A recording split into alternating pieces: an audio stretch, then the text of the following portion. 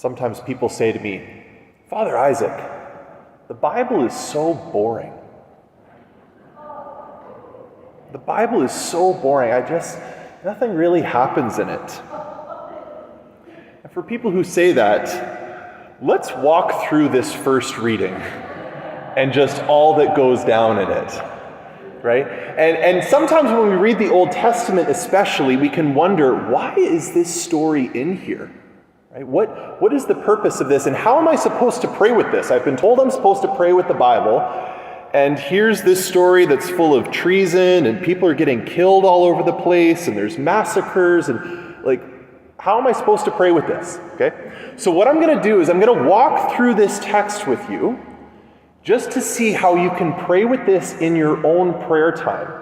And the point of all of this is that everything in the Old Testament, sometimes very clearly, sometimes more hidden, is always pointing to Jesus. It's always pointing to what is coming in Jesus.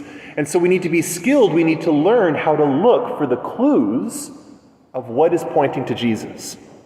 So in this first reading from the second book of Kings, we have this queen, Athaliah. Now, Queen Athaliah is this kind of wicked, evil queen. Think something straight out of a villain out of Disney. She's this evil queen, and she and her family have been leading the people away from God. They've been leading them in the worship of the Baals, these pagan idols, these temples that have been set up throughout the land, taking people away from worship of the one true God. And when Athaliah, who's the queen mother, when her son, the king, dies, she sees her opportunity to seize control of the whole kingdom for herself. And she wickedly decides to kill all of her grandchildren. She decides to massacre all the way down to the youngest baby. She kills every single one of her family members so that she has all the power. So while she's going about this massacre, one of the youngest sons, Joash, is smuggled away and survives the massacre that his grandmother planned. And so 7 years later, when Joash is 7, the priest, Jehoiada, brings this 7-year-old boy, who's the rightful king. He's been hidden away, and this whole time the land has been under the wicked queen Athaliah. He brings him into the temple with this troop of soldiers that's loyal to the true king.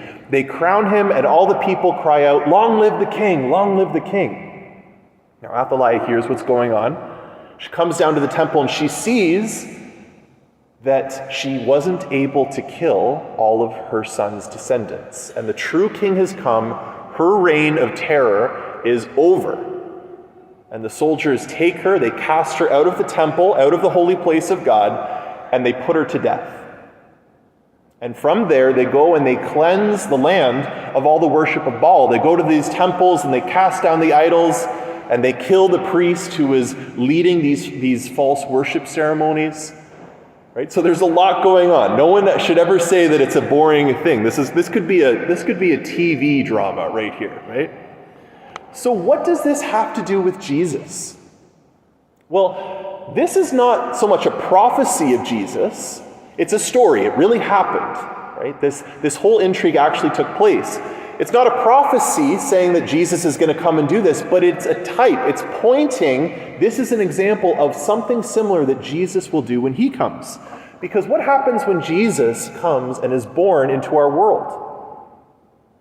The jealous King Herod, one of the pawns of the devil, seeks to kill him in order to protect his own rule. He's jealous of this Messiah that's coming, and so he orders a massacre of all the children in Bethlehem, just like Athaliah massacred all those children to put herself as queen. And Jesus comes into the temple as a baby, and Simeon looks down at Jesus and proclaims, this one will be the cause of the rise and fall of many in Israel. Kings will be toppled because of this one. And when Joash is brought into the temple and he is proclaimed as the king, the crown is put on this head, it certainly symbolizes the downfall of Athaliah. Jesus coming into our world, he casts out the wicked Satan.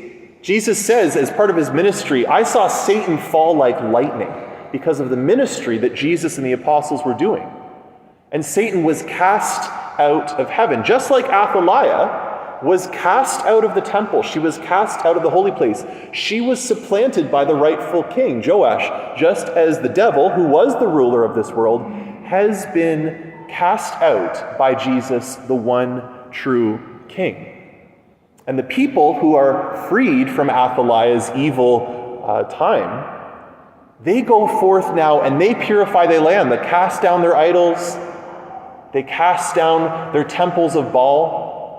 Just like Jesus, who comes into our world, he empowers his people now to purify first and foremost their own hearts of the idols that had been set up against the one true God. But then Jesus' disciples go into the world and they begin to purify the world through the preaching of the gospel and the proclamation, Jesus is king, and we don't have to worship these false gods anymore. So you can see how in the Old Testament, there's clues pointing to Jesus. There's clues that point to the coming Messiah and what he will do. And so it's really fun, actually, when we're reading the Old Testament, look for the clues. If you read something, you're like, what does this have to do with anything? Look at the characters. See if you can match them to characters that will take place in the life of Jesus and in the further development and the growth of the church. And start to see if God begins to open your eyes to why he has allowed this to be captured in his word.